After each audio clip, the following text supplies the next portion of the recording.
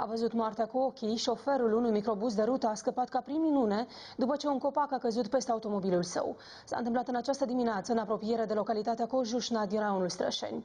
Din fericire, în mașină nu erau pasageri.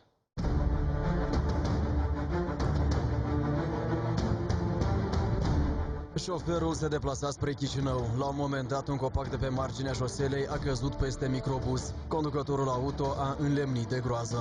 Totul s-a întâmplat într-o fracțiune de secundă. Șoferul nici nu a reușit să reacționeze. Copacul a străpuns parbrizul și a trecut milimetric pe lângă el. Veneam înspre Chișinău și a căzut copacul în fața mea. Eu am fost singur la volan, eu mai n-am pățit-o.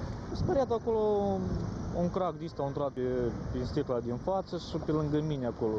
La fața locului au venit imediat câteva echipaje ale poliției. Din cauza accidentului s-au format ambuteiaje kilometrice, iar oamenii legii reușeau cu greu să fluidizeze traficul. Noi direcționăm transportul. S-a format ambuteiaj. S-a format ambuteiaj, circulă transportul numai pe o bandă. Copacul era putred și trebuia de mult tăiat, spun într-un glas localnicii. Responsabilii ridică din umeri și pasează răspunderea. De ce nu a fost tăiat acest copac înainte? Se evaluează acum la moment, eu nu știu care e situația la moment, direcția poate să spui mai precis.